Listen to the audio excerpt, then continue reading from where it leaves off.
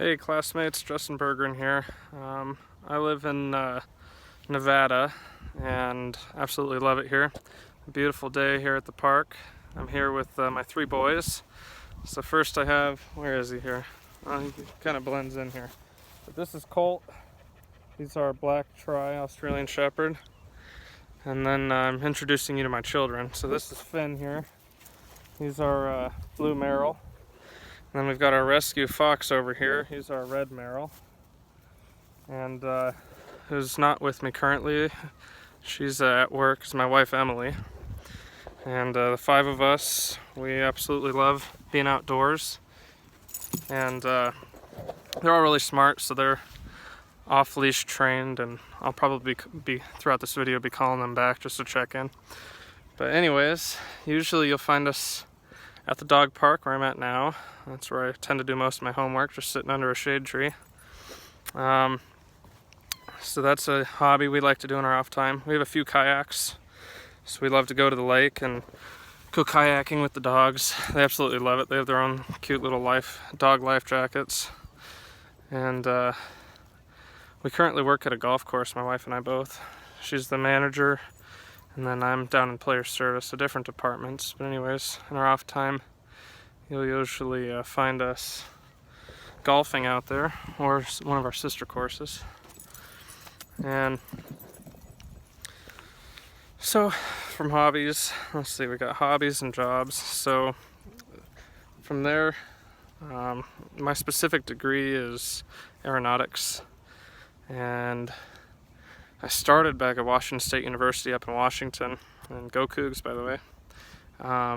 And I originated with, or started out with a Bachelor of Science in Wildlife Ecology, and that didn't quite capture my attention, so I went over to economics, tried that out for a while.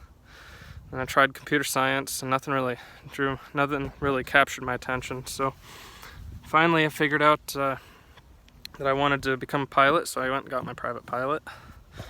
And that really captivated my attention. So after getting my private pilot's license, joined the Army and became a Black Hawk mechanic. And so we had twin engines. The APU, I guess, would be a third engine, but it was driven off of two engines. So I have a little bit of experience around multi-engine aircraft. Of course, that'd be for rotor wing. But fixed wing, after working on helicopters, I think I'd like to get my license for that. But Fox, come! Too far, come! And he's galloping back now. But anyways, fixed wing, I feel there's a lot more job opportunities out there, and I personally feel it's a little safer. Anyways, aviation just struck my interest, and so after getting out of the military, I looked into how I could continue on to become a commercial pilot. Found Liberty University and the flight affiliates. So let's see, what I have left now would only be about I think I have 2 semesters left. I'm kind of procrastinating on my math and my physics classes, so I think I'm finishing it out. And I'm currently enrolled in the CFI course right now, so once I finish CFI, it should be, I guess we'd go into CFII and multi-engine, and that should be about it. I don't plan on going ATP. The 121 operations don't really interest me. I'm thinking more either 135 charter operations or corporate pilot. I'm finding a company and just flying from A to B every day. That kind of sounds more my speed. I am married, and I'd like to be home to my wife every day. Everyone you talk to is going to argue their side of things, but from talking to most people, I've kind of found that the best maintenance is in those 135 and commuter operations, just because if the airplane has a deficiency, they're not going to go fly, they're going to fix it, and then they're going to fly.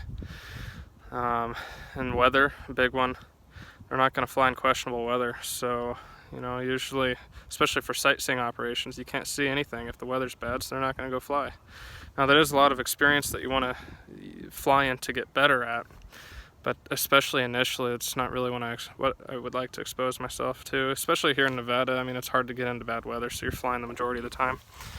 I'd say we probably have 360 days a year we can go fly safely, and then maybe only another 5 where we might run into some undesirable weather. But aside from that, from this course, I'd like to learn, we're talking about multi-engine, I'd really like to learn what to do in the face of an emergency.